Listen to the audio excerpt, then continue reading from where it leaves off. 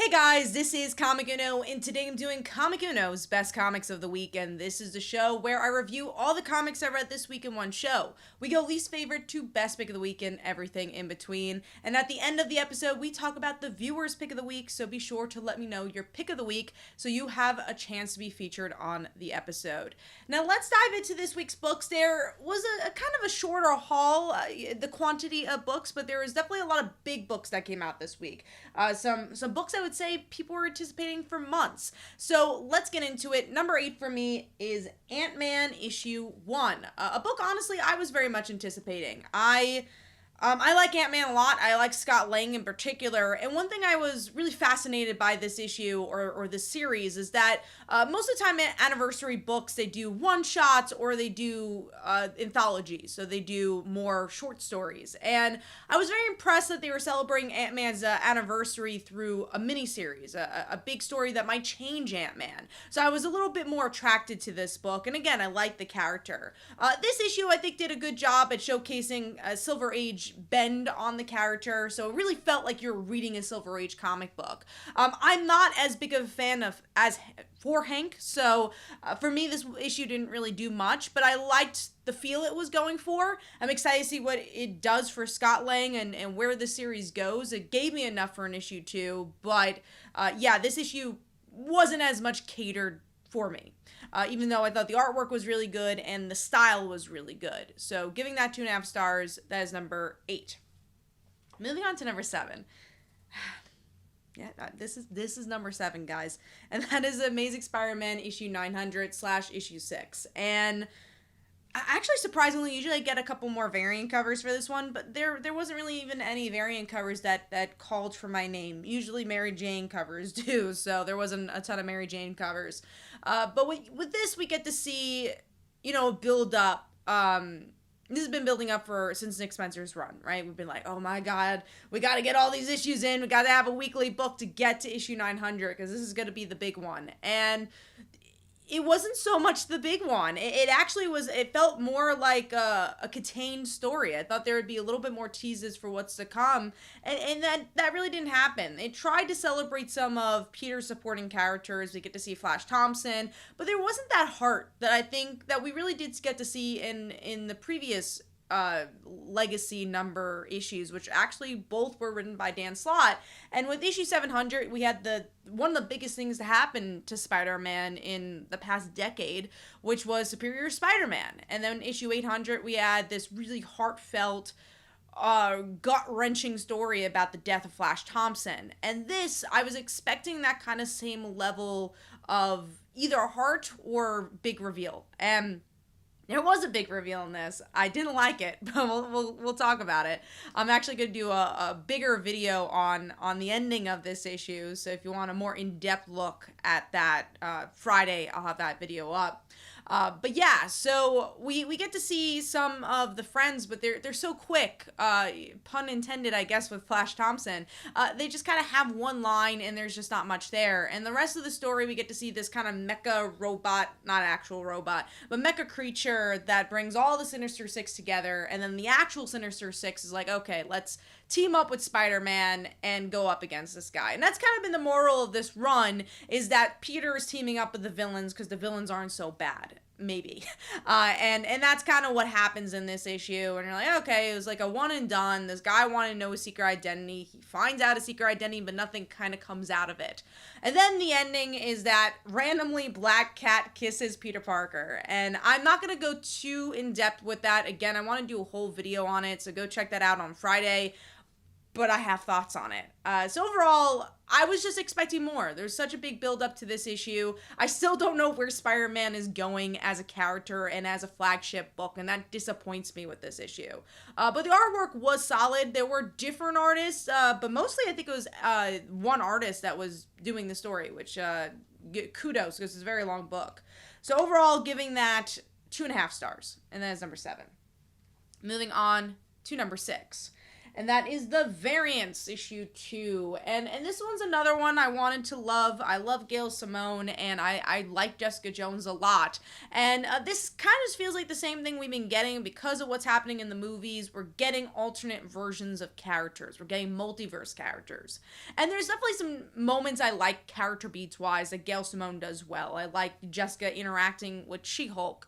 And there's a lot of random kisses in this issue. I don't know if I quite like that because I'm like, oh, where's this going? Why is this happening? Why is she kissing Daredevil? And why did Tigress kiss Jessica Jones? What's the plot moving forward to that?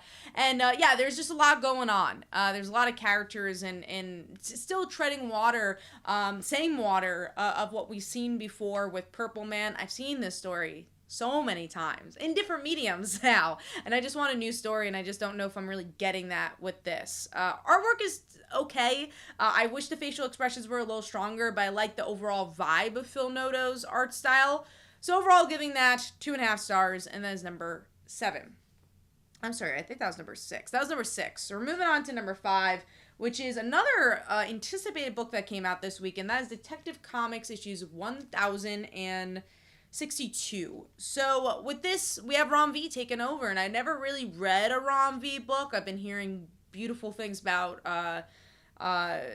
Swamp Thing, and his Catwoman was supposedly very good. I haven't read any of the books, so I was like, maybe this is a great opportunity. I am a big fan of Raphael Albuquerque from American Vampires. I'm like, oh, cool, this seems like a really nice dynamic duo. Pun also attended for that. So with this, if you like classic detective comics, this is it for you. This is classic Batman being a detective, which I did appreciate, and I love the even darker palette that Raphael plays with in this issue. He kind of has a dark palette, but you just really feel kind of the noir vibe through the art style here. But as a Batman fan who also has Chip Zdarsky's run, I'm more in favor of the style of storytelling from the Batman flagship. It has to do with the Bat family. There just feels like there's bigger things happening. Here it's like, okay, here's this detective story and Batman using those skills. And I'm not saying that's a bad thing. I think a lot of people want that from Batman. I just don't know if I found anything groundbreaking with this issue. And I don't even know if I found a hook with this issue. So overall, I gave it 3 stars. I'm torn on it, honestly. I'll see if I'll get the next issue, but for me, I don't know if it hit all the beats I want from a Batman story. So giving that 3 stars, that is number 5. Moving on to number 4, which is Radiant Black issue 16. And this has been a fun arc that is a commentary about superhero movies, and most importantly, it sees both Radiant Blacks, or Nathan and Marcus, talk about their feelings. You know, I love an issue where characters get to talk about their feelings, and how Nathan, you know, is a little upset that Marcus is Radiant Black. He doesn't know what he's doing with his life, as always, and we get to see that come to a head in this issue, or at least discussed. I don't know if it's over. And then we get some good battle between the main villain, which I thought slowed down the issue a bit, but overall I thought it was a well-rounded issue, and, you know, such a great series. If you're looking for a fresh superhero tale, Radiant Black is for you. Artwork is splendid for this book as well, especially for a more action-heavy issue. So giving that 3.5 stars, and that is number 4. Moving on to number 3, the penultimate issue of Robin. So Robin issue 16, and this is also just a fun issue. We get to see Damian really grow as a character, which I really, really enjoyed from him. Just seeing him open up his heart, open up the island as well. And we get to see the main baddie who teams up with Flatline. He's trying to take over the island. Damian doesn't know that until the end. And then the big cliffhanger is that this guy is actually in a relationship with his great-great-great-great-grandmother. And that was interesting. There was just some good character beats. There's just some good character growth, like I mentioned. And I just love the vibe of this book. It really sticks to the heart of who Damian is, with reinventing the character all at the same time, and those are the best superhero books in my opinion. Also, there is a different artist on this book, but definitely feels like the same kind of manga style, anime style that Gleb has showcased throughout the Robin series, so I thought that was also very consistent. So giving that 3.5 stars, and that is number 3. Number 2, a book that's like has been under the radar for me. So glad I'm picking it up because it's just so fun. And that is Iron Cat issue 2. And yes, Iron Cat is new, but Black Cat is not, and this is just another volume to Black Cat. And I'm just having a fun time with this. We get to see Black Cat team up with Iron Man, do it her way, you know, and also showcase why she's maybe different than a character like Catwoman, where she's not stealing things because she cares about what she's stealing. She just loves the fun. She loves the thrill. She loves being a little different, and every crime she kind of tackles in a different angle. And we get to see the opposite of that from her ex-girlfriend, where there's just this wonderful commentary where how they fell in love. You know, we actually get a conversation with that. And I think that's some really great queer representation, because we actually do get to see, you know, what their whole relationship's about. And it makes me feel connected to their relationship. So I really give kudos to the development of that relationship in this issue in particular. I think it did a really good job at diving into that and just getting both point of views very well. The artwork is fun. The book is just fun, but also develops the character really well. So I'm enjoying this. I'm having a blast. I love Black Cat. And it actually reminds me, I wish it was connected to the actual Amazing Spider-Man book, because whatever's going on in the end of SpiderMan doesn't really feel connected to what's going on in this issue. And I just wish, you know, our big two stories were a little bit more connected than they are right now. So overall, giving this 4 stars, and that is number 2. Moving on to my pick of the week, which is Rogue Sun, and this book does everything I really enjoy in comics, which is character work and character drama. And this really comes to a head in this issue, where we get to see Dylan see his parents fight. You know, and what I like is that you're coming into this new superhero world, so you don't really know who to trust, right? Dylan is a character who he's not a great guy. He's like Flash Thompson of the early days. So he's like, all right, he's already kind of a bully. He doesn't have the best moral compass. And then you go into his head, you get into his point of view, and you see his parents fighting. You get to see his mom kind of say her point of view of why she teamed up with a demon, and then his dad, who also is not a great guy and left him. So he's like, okay, well, who do I trust here? I want a mentor. I'm 17 years old. I don't really know what I'm doing. And he's like, well, I can't really trust my mom, even though she grew me up. The things that she's saying is she even being honest. And then same thing for his dad. It's like, well, I can't trust him because he was never there. And then you question, maybe no one's the hero. Maybe both of them are kind of bad guys. And what does that mean for Dylan? And I really like the ending of the story too, because you do have this extended family or other family, where we get to see Dylan's dad have his wife and his children, and the wife is kind of this outlier where she's like, yeah, I'll take care of you.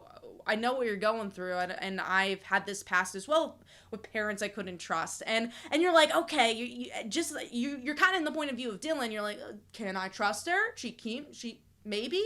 Should I trust her? Like, this is weird. And I really like that, because you're like, oh, you want a mentor for him. You want a hero of the story, and you hope she's a good guy. And I just love that issue for that, is just playing with these moral compasses, but also still building the world, building the characters, and seeing that he's alone now. It's the first time he's alone without a mentor, and what that means for him as a hero. Can he become a better person? Can he step away from both his father and his mother's shadow? And that was a beautiful issue. Great stuff. I think this is the end of the arc too, and we're getting into the next arc. If you're not reading Rogue Sun, definitely go check it out. I give this 4 stars. Artwork is so good too. Great colors for this one. Good action too, because a lot of times with character-driven issues, it's a lot of talking heads. This one doesn't do that. All the talking heads is with action as well. So really well-balanced issue. Let me know in the comments below what was your pick of the week, and hopefully you guys enjoyed. This is Comic Uno, and I will see you guys in the next one. Bye.